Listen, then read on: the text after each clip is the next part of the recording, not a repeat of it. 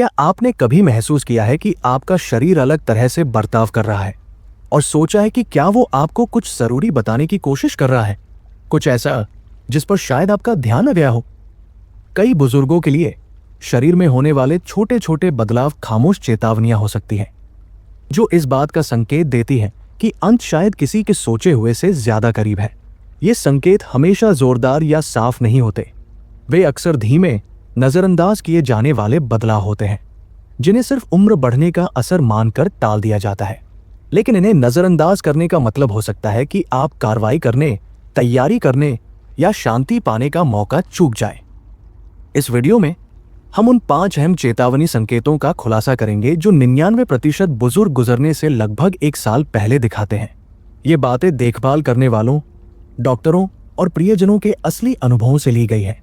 हमारे साथ अंत तक बने रहें, क्योंकि इन पैटर्न को पहचानने से आपको समझदारी से जवाब देने, सार्थक चुनाव करने या शायद खुद में या अपने किसी प्रियजन में कुछ ऐसा देखने की शक्ति मिल सकती है जिस पर आपने पहले ध्यान नहीं दिया हो।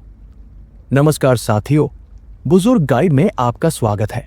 मुझे पता है आप मेरी वीडियो पूरी देखते हैं, लेकिन कई साथियों ने अभी तक चैनल को सब्सक्राइब नहीं किया है, तो आप अभी चैनल को सब्सक्राइब करिए और वीडियो को लाइक भी कर दीजिए। चलिए अब वीडियो शुरू करते हैं। नंबर 1, तापमान और शारीरिक संवेदना के प्रति बढ़ी हुई संवेदनशीलता। एक ऐसा संकेत जिसके बारे में कम बात होती है, लेकिन जो बहुत ज्यादा देखने को मिलता है, वो है तापमान और शारीरिक संवेदनाओं के प्रति बढ़ी हुई संवेदनशीलता। यह घटना अक्सर बहुत ही मामूली लेकिन ध्यान देने लायक तरीकों से सामने आती है। एक व्यक्ति को आरामदायक गर्म कमरे में भी लगातार ठंड लग सकती है, या उन्हें लग सकता है कि एक जाना पहचाना कंबल अब असहनीय रूप से खुरदुरा या भारी महसूस हो रहा है। वो संवेदनाएं जिन पर पहले ध्यान नहीं जाता था, जैसे त्वचा पर ठंडी हवा का झोंका, नहाते समय पानी का गिरना, या यहाँ तक कि एक कोमल स्पर्श भी अचानक बहुत ज्यादा असुविधाजनक या दर्दनाक महसूस हो सकता है। शुरुआत में ये एक छोटी सी आदत या गुजरती हुई शिकायत लग सकती है, जिसे चिड़चिड़ापन या बुढ़ापा मानकर आसानी से नजरअंदाज कर दिया जाता है। हालांकि ये बढ़ी हुई संवेदनशीलता अक्सर शरीर के भीतर हो रहे गहरे शारीरिक बदलावों का एक गहरा संकेत होती है। ऐसा क्यों होता है? जैसे जैसे शरीर जीवन के अंतिम चरणों के करीब पहुंचता है, उसके सिस्टम धीमे होने लगते हैं। सबसे महत्वपूर्ण बदलावों में से एक है सर्कुलेशन यानी रक्त संचार। हाथों, पैरों, उंगलियों और पैर की उंगलियों जैसे बाहरी अंगों में खून का प्रवाह कमजोर हो जाता है, क्योंकि दिल की कार्यक्षमता घट जाती है। इस घटे हुए सर्कुलेशन से त्वचा ठंडी और बाहरी उत्तेजनाओं के प्रति ज्यादा संवेदनशील महसूस हो सकती है। इसके अलावा त्वचा खुद भी बदलती है। ये उम्र के साथ पतली हो जाती है, अपनी लोच और त्वचा के नीचे की चर्बी खो देती है, जो कभी इंसुलेशन और कुशनिंग का काम करती थी। शरीर का थर्मोरेगुलेटरी सिस्टम, जो शरीर के अंदर एक स्थिर तापमान बनाए रखने के लिए जिम्मेदार होता है, वह भी कम प्रभावी हो जाता है। नसों के सिरे अति संवेदनशील हो सकते हैं, जिससे हल्की संवेदनाएं भी बहुत ज्यादा महसूस होती है। उदाहरण के लिए, एक मुलायम सूती चादर भी खुरदरी महसूस हो सकती है, या 70 डिग्री फ़ारेनहाइट का कमरा बहुत ज्यादा ठंडा लग सकता है। एक असल जिंदगी का उदाहरण पॉल का मामला लीजिए, जो एक 79 साल के रिटायर्ड सैनिक थे, जिन्हें हल्की जैकेट में लिपटे और चाय पीते हुए अपनी बालकनी में सर्द शामें बिताना पसंद था। 1 साल के दौरान उनकी बेटी ने एक बदलाव देखा। पॉल ने हल्के मौसम में भी बाहर जाना पूरी तरह से बंद कर दिया। अंदर वो मोटे मोजे, दस्ताने और कई कंबलों में खुद को लपेटे रहते थे। फिर भी वो ठंड लगने की शिकायत करते रहते थे। वो कहते थे, ये ठंड तो मेरी हड्डियों में बस गई है, तब भी जब थर्मोस्टेट 75 डिग्री फ़ारेनहाइट पर सेट होता था। उन्होंने कंधे पर थपथपाने जैसे छोटे स्पर्शों पर भी दर्द से मुंह बनाना शुरू कर दिया और शिकायत की कि उनका पसंदीदा ऊनी स्वेटर सैंडपेपर जैसा महसूस होता है। इन बदलावों ने उनके परिवार को तब तक हैरान रखा जब तक कि कुछ महीने बाद पॉल को एडवांस हार्ट फेलियर का पता नहीं चला। पीछे मुड़कर देखने पर तापमान और स्पर्श के प्रति उनकी बढ़ी हुई संवेदनशीलता शुरुआती संकेतों में से एक थी कि उनका शरीर जीवन के एक शांत, धीमे चरण में प्रवेश कर रहा था। भावनात्मक और मनोवैज्ञानिक परतें। ये संवेदनशीलता पूरी तरह से शारीरिक नहीं है। ये अक्सर भावनात्मक बोझ भी साथ लाती है। जैसे जैसे ऊर्जा का स्तर घटता है, व्यक्ति की संवेदी उत्तेजनाओं को सहन करने की क्षमता कम हो जाती है। तेज रोशनी, तेज आवाज या यहां तक कि चहल पहल वाले माहौल जो कभी सुकून देते थे अब भारी पड़ सकते हैं। संवेदी इनपुट से ये दूरी अक्सर बाहरी दुनिया से एक व्यापक अलगाव को दर्शाती है, क्योंकि व्यक्ति का ध्यान आत्मचिंतन या आराम की ओर मुड़ जाता है।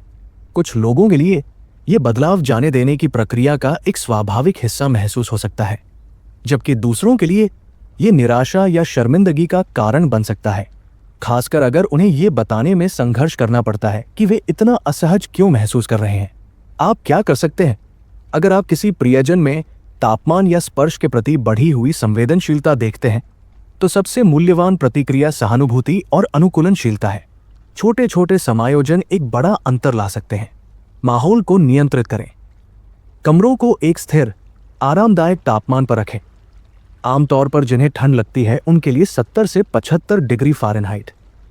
लक्षित गर्मी के लिए पोर्टेबल हीटर या गर्म कंबल का उपयोग करें, लेकिन सुनिश्चित करें कि वे सुरक्षित हैं और बहुत भारी नहीं हैं। नरम सामग्री चुनें। बिस्तर और कपड़ों के लिए सूती या बांस जैसे हल्के, हवादार कपड़ों का चुनाव करें। ऊन या सिंथेटिक मिश्रण जैसे खुरदुरे मटेरियल से बचें, जो संवेदनशील त्वचा में जलन पैदा कर सकते हैं। संवेदी ओवरलोड को कम करें। रोशनी धीमी करें, बैकग्राउंड का शोर कम करें और शारीरिक संपर्क को कोमल, अनुमानित स्पर्शों तक सीमित रखें। ये मानने के बजाय कि क्या आरामदायक है, व्यक्ति से पूछें कि उन्हें सबसे ज्यादा आरामदायक क्या लगता है। उनके अनुभव को मान्यता दें। शिकायतों को सिर्फ बुढ़ापा कहकर खारिज करने से बचें। उनकी असुविधा को ऐसे वाक्यों से स्वीकार करें, मैं देख सकता हूं कि यह आपको सच में परेशान कर रहा है, चलो आपको बेहतर महसूस कराने का कोई तरीका ढूंढते हैं। ये समायोजन मामूली लग सकते हैं, लेकिन वे ऐसे समय में बहुत राहत दे सकते हैं जब आराम सर्वोपरि होता है। एक आरामदायक माहौल बनाकर आप सिर्फ शारीरिक परेशानी को दूर नहीं कर रहे हैं, आप व्यक्ति की बदलती जरूरतों का सम्मान और देखभाल के साथ सम्मान कर रहे हैं। नंबर 2, लगातार बनी रहने वाली थकान जो आराम करने से भी ठीक नहीं होती। थकान एक सार्वभौमिक अनुभव है, लेकिन एक लंबे दिन के बाद होने वाली थकावट और आराम के बावजूद बनी रहने वाली हड्डियों तक घुस जाने वाली थकान के बीच एक स्पष्ट अंतर है। कई बुजुर्गों के लिए उनके जीवन के अंतिम वर्ष में लगातार न रुकने वाली थकान एक प्रमुख संकेत बन जाती है कि शरीर एक गहरे बदलाव से गुजर रहा है। ये उस तरह की थकान नहीं है जिसे एक अच्छी रात की नींद या एक कप तेज कॉफी ठीक कर सके।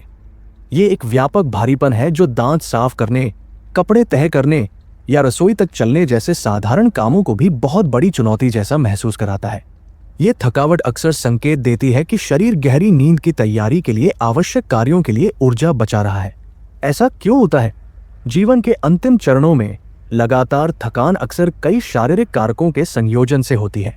जैसे जैसे कार्डियोवैस्कुलर सिस्टम कमजोर होता है, मांसपेशियों और अंगों तक कम ऑक्सीजन युक्त खून पहुंचता है, जिससे लगातार कमी का एहसास होता है। पुरानी सूजन, जो उम्र बढ़ने या अंतिम चरण की बीमारियों में आम है, इम्यून सिस्टम पर बोझ डालकर ऊर्जा भी सोख सकती है। इसके अतिरिक्त मेटाबॉलिक बदलाव शरीर की पोषक तत्वों को कुशलता से संसाधित करने की क्षमता को कम कर सकते हैं, जिससे कोशिकाएं कुपोषित रह जाती हैं। कुछ मामलों में खून में ऑक्सीजन का निम्न स्तर यानी हाइपोक्सीमिया या हार्मोनल असंतुलन थकावट की भावना को और बढ़ा देते हैं। ये थकान सिर्फ शारीरिक नहीं है, ये मानसिक रूप से ब्रेन फॉग, ध्यान केंद्रित करने में कठिनाई या कभी पसंद की जाने वाली गतिविधियों में शामिल होने की प्रेरणा की कमी के रूप में प्रकट हो सकती है। एक असल जिंदगी का उदाहरण लिंडा को लीजिए, एक 74 साल की महिला जो अपने समुदाय का एक स्तंभ थी, जो अपने चर्च के गायक मंडली और स्थानीय स्वयंसेवी समूह में अपनी अथक भागीदारी के लिए जानी जाती थी। कुछ महीनों में उनके दोस्तों ने देखा कि वह पीछे हट रही थी। उन्होंने रिहर्सल छोड़ दी, अपने स्वयंसेवी कर्तव्यों को दूसरों को सौंप दिया और सामाजिक कार्यक्रमों के निमंत्रण को अस्वीकार करना शुरू कर दिया। वह कहती थी, मैं बस थक गई हूं। इसे एक व्यस्त कार्यक्रम या एक बेचैन रात के लिए जिम्मेदार ठहराती थी। लेकिन सच्चाई ज्यादा रेवलेटर थी। मेलबॉक्स तक छोटी सैर भी उन्हें सांस फुला देती थी और कितनी भी नींद उन्हें रिचार्ज नहीं कर पाती थी। संतुलित आहार खाने और एक स्वस्थ दिनचर्या बनाए रखने के बावजूद थकान बनी रही। अंततः डॉक्टरों ने पाया कि लिंडा का दिल कुशलता से पंप करने के लिए संघर्ष कर रहा था, एक ऐसी स्थिति जो चुपचाप बढ़ रही थी। उनकी लगातार थकावट शुरुआती सुरागों में से एक थी कि उनका शरीर धीमा हो रहा था। भावनात्मक और सामाजिक प्रभाव। इस तरह की थकान अक्सर सिर्फ व्यक्ति को ही प्रभावित नहीं करती है, ये उनके रिश्तों में भी फैलती है। प्रियजन वापसी को उदासीनता या डिप्रेशन के रूप में गलत समझ सकते हैं, जिससे गलतफहमियां हो सकती हैं। व्यक्ति थकान को दूर न कर पाने के लिए निराश या दोषी महसूस कर सकता है, खासकर अगर वे हमेशा सक्रिय या स्वतंत्र रहे हों। सामाजिक रूप से वे उन गतिविधियों से पीछे हट सकते हैं जिन्हें वे कभी पसंद करते थे, इसलिए नहीं कि उन्होंने रुचि खो दी है, बल्कि इसलिए कि आवश्यक ऊर्जा दुर्गम महसूस होती है। आप क्या कर सकते हैं? लगातार थकान को गिरावट के एक संभावित संकेत के रूप में पहचानने के लिए संवेदनशीलता और सक्रिय समर्थन की आवश्यकता होती है। चिकित्सीय मूल्यांकन को प्रोत्साहित करें। लगातार थकान को कभी भी सिर्फ बुढ़ापा कहकर खारिज नहीं किया जाना चाहिए। एनीमिया, थायराइड की समस्या या दवा के साइड इफेक्ट जैसे इलाज योग्य कारणों को जानने के लिए डॉक्टर के पास जाने के लिए प्रोत्साहित करें। यदि ये किसी लाइलाज बीमारी से संबंधित है तो जल्दी पता लगने से देखभाल के फैसलों में मदद मिल सकती है। दैनिक दिनचर्या को अनुकूलित करें। कार्यों को छोटे प्रबंधनीय चरणों में तोड़ें। उदाहरण के लिए, पूरी सुबह की दिनचर्या की उम्मीद करने के बजाय एक बार में एक काम का सुझाव दें, जैसे उनका चेहरा धोना या छोटा भोजन करना। आरामदायक गतिविधियों को प्राथमिकता दें। उन्हें व्यस्त रहने के कम ऊर्जा वाले तरीके खोजने में मदद करें, जैसे ऑडियो बुक सुनना, पसंदीदा शो देखना या छोटी सार्थक बातचीत करना। भावनात्मक समर्थन प्रदान करें। बिना किसी निर्णय के उनकी थकान को स्वीकार करें। मैं देख सकता हूं कि आप वास्तव में थका हुआ महसूस कर रहे हैं। चलो इसे एक साथ धीरे धीरे करते हैं, जैसे वाक्य उनके अनुभव को मान्य कर सकते हैं और अकेलेपन की भावनाओं को कम कर सकते हैं। लगातार थकान शरीर के सबसे ईमानदार संकेतों में से एक है। यह आलस्य या इच्छा शक्ति की कमी के बारे में नहीं है। यह एक संकेत है कि शरीर अपने सीमित संसाधनों को कहीं और भेज रहा है। धैर्य और समझ के साथ प्रतिक्रिया करके आप बोझ को कम करने और उन जुड़ाव के क्षणों को बनाने में मदद कर सकते हैं जो बहुत मायने रखते हैं। नंबर 3, आवाज और बोलने के तरीके में मामूली बदलाव। इंसान की आवाज एक शक्तिशाली साधन है जो भावना, व्यक्तित्व और जीवन शक्ति को व्यक्त करती है। जब वह आवाज नरम, धीमी या लड़खड़ाने लगती है तो इस बदलाव को उम्र बढ़ने या थकान का कारण मानना आसान होता है। हालांकि कई बुजुर्गों में, विशेष रूप से उनके जीवन के अंतिम वर्ष में, आवाज और बोलने के तरीकों में मामूली बदलाव गहरे शारीरिक बदलावों के शांत लेकिन महत्वपूर्ण संकेतक के रूप में काम कर सकते हैं। ये बदलाव अक्सर किसी का ध्यान नहीं खींचते क्योंकि वे धीरे धीरे विकसित होते हैं, लेकिन जब समग्र स्वास्थ्य में गिरावट के संदर्भ में देखा जाता है तो वे गहरा अर्थ रखते हैं। ऐसा क्यों होता है? बोलना गले, मुंह, जीभ और डायाफ्राम की मांसपेशियों के एक जटिल तालमेल पर निर्भर करता है। इन सभी को ऊर्जा और समन्वय की आवश्यकता होती है।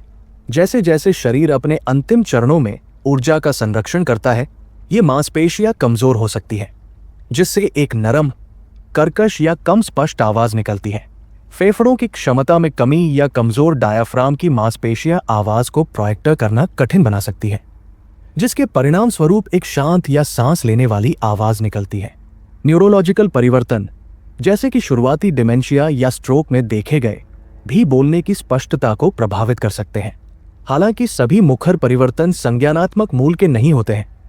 अक्सर व्यक्ति के पास जोर से बोलने या लंबी बातचीत बनाए रखने की ऊर्जा नहीं होती है, इसलिए वे कम बोलते हैं या अधिक बार रुकते हैं। ये बदलाव डिहाइड्रेशन, दवा के साइड इफेक्ट्स या लार के उत्पादन में कमी से भी प्रभावित हो सकते हैं, जो बोलने को प्रभावित करता है। एक असल जिंदगी का उदाहरण। रिचर्ड, एक 80 साल के रिटायर्ड स्कूल प्रिंसिपल, अपनी दमदार आवाज के लिए जाने जाते थे जो किसी भी कमरे में ध्यान खींच लेती थी। उनकी पत्नी मार्गरेट ने मामूली बदलावों को नोटिस करना शुरू कर दिया। उनका एक बार का जीवंत गुड मॉर्निंग अभिवादन एक धीमी फुसफुसाहट बन गया और उन्होंने जीवंत पारिवारिक चर्चाओं में शामिल होना बंद कर दिया। बातचीत के दौरान वो शब्दों के बीच ज्यादा देर तक रुकते या वाक्यों को अधूरा छोड़ देते। ये बस मेरा गला खराब है, वे इसे टालते हुए कहते। समय के साथ उनकी आवाज इतनी धीमी हो गई कि उन्हें खाने की मेज के पार सुनना मुश्किल हो गया। 1 साल के भीतर रिचर्ड का स्वास्थ्य तेजी से गिर गया और डॉक्टरों ने बताया कि उनके मुखर परिवर्तन समग्र मांसपेशियों की कमजोरी और कम ऊर्जा भंडार से जुड़े थे, जो उनके शरीर के अंत की ओर संक्रमण के शुरुआती संकेत थे।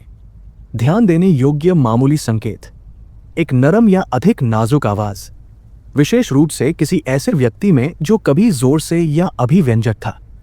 शब्दों या वाक्यों के बीच लंबे ठहराव, जैसे कि बोलने में प्रयास की आवश्यकता हो। बढ़ती पुनरावृत्ति या बातचीत का धागा खो देना। कम बोलने या बातचीत से बचने की प्रवृत्ति, विशेष रूप से समूह सेटिंग में।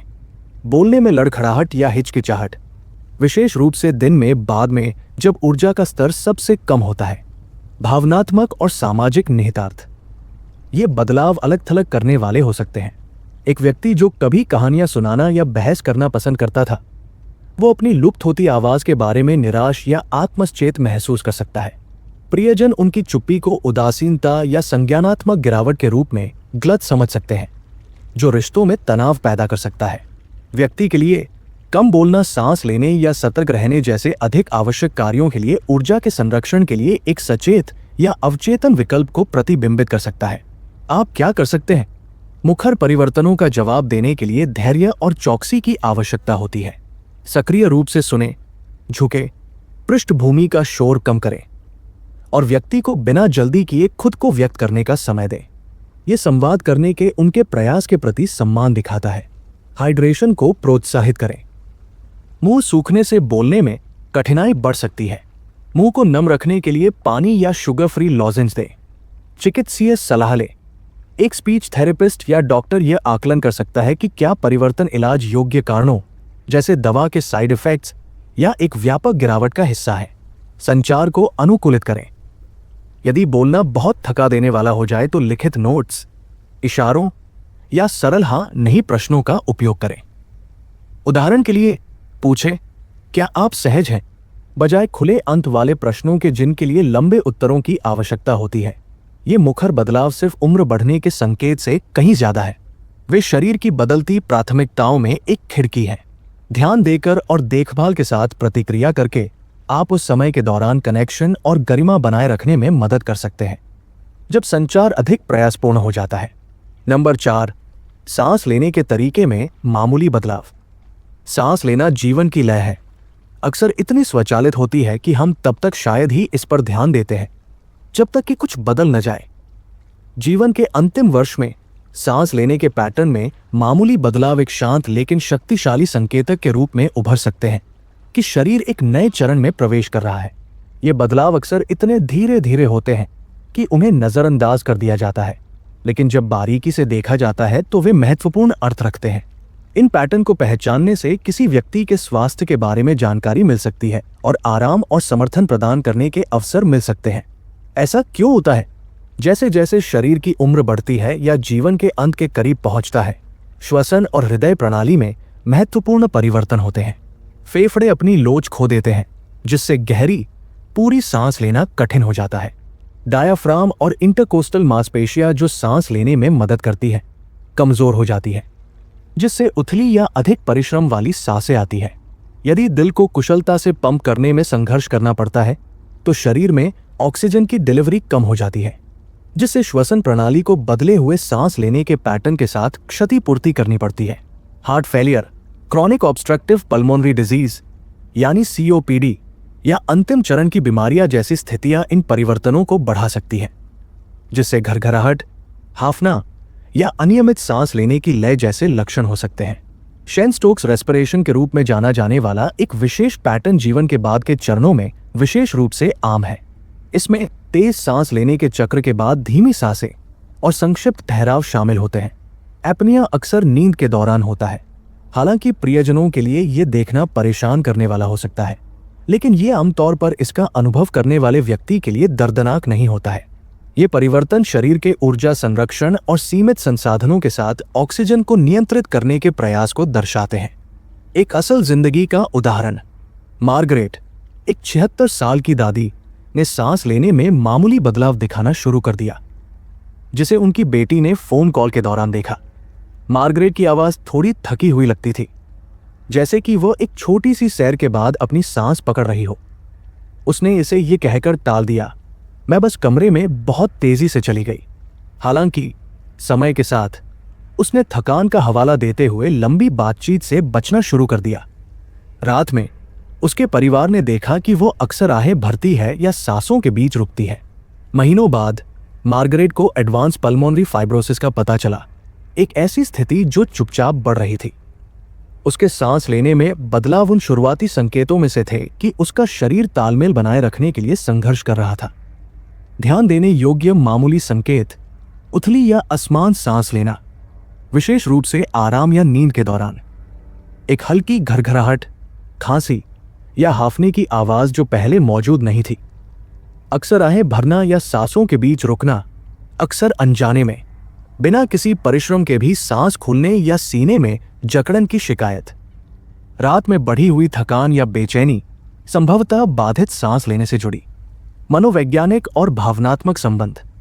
सांस लेना भावनात्मक भलाई से गहरा जुड़ा हुआ है।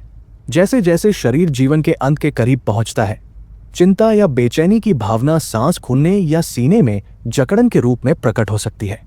ये भावनाएं हमेशा शब्दों में व्यक्त नहीं की जा सकती, लेकिन वे बेचैनी या शांत, कम उत्तेजक वातावरण की इच्छा में योगदान कर सकती हैं।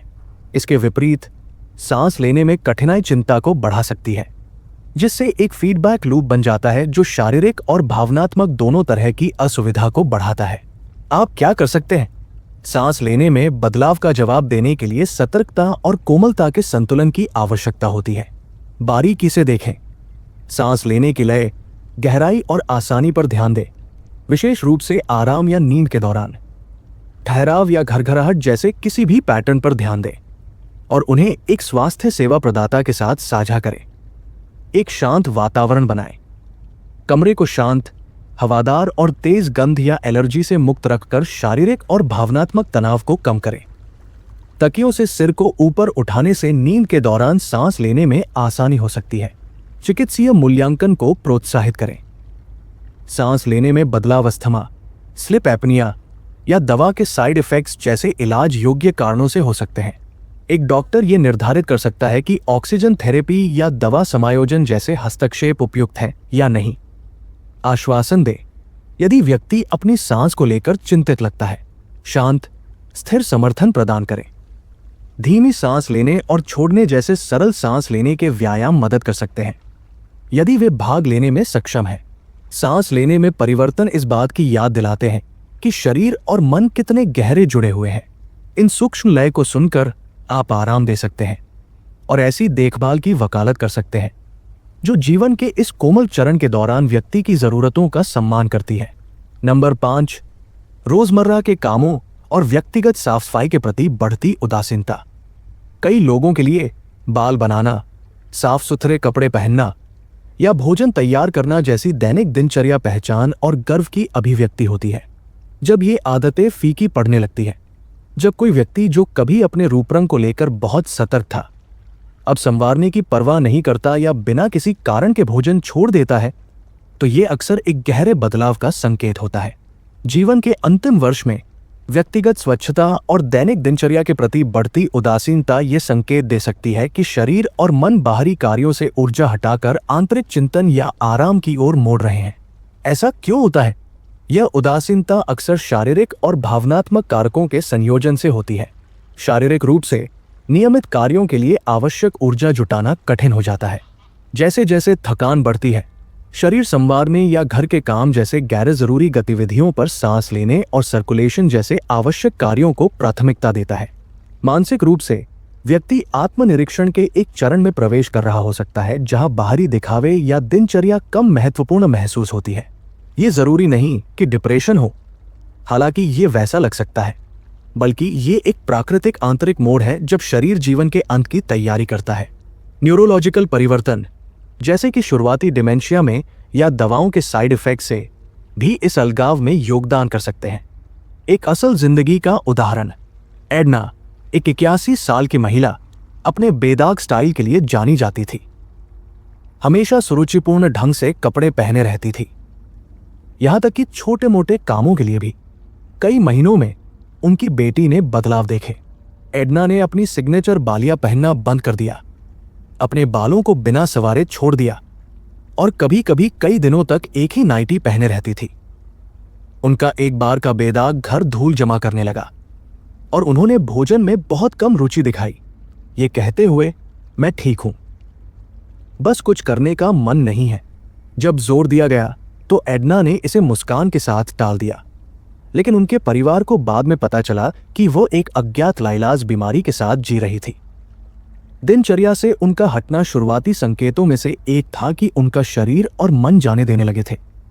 ध्यान देने योग्य मामूली संकेत, कई दिनों तक नहाना, दांत साफ करना या कपड़े बदलना छोड़ देना, बालों में कंघी करना या शेविंग जैसी व्यक्तिगत संवारने की उपेक्षा करना, किसी ऐसे व्यक्ति में जो कभी अपने रूपरंग के बारे में बहुत खास था, भोजन में रुचि खोना या अनियमित रूप से खाना, तब भी जब भोजन आसानी से उपलब्ध हो, सफाई या आयोजन जैसे घरेलू कार्यों को दरकिनार होने देना, उन गतिविधियों के प्रति उदासीनता व्यक्त करना जो कभी खुशी या संरचना लाती थी, जैसे बागवानी या पढ़ना, भावनात्मक और सामाजिक निहितार्थ। ये उदासीनता प्रियजनों के लिए परेशान करने वाली हो सकती है, जो किसी ऐसे व्यक्ति को हार मानते हुए देखकर निराश या असहाय महसूस कर सकते हैं जिसकी वे परवाह करते हैं। हालांकि व्यक्ति के लिए ये अक्सर हार मानने के बारे में नहीं होता है, बल्कि सीमित ऊर्जा को उस ओर मोड़ने के बारे में होता है जो सबसे जरूरी लगता है, चाहे वो प्रियजनों के साथ समय बिताना हो, यादों पर विचार करना हो या बस आराम करना हो। यह बदलाव स्वायत्तता को पुनः प्राप्त करने का एक तरीका भी हो सकता है, क्योंकि व्यक्ति चुनता है कि उनके अंतिम अध्याय में सबसे ज्यादा क्या मायने रखता है।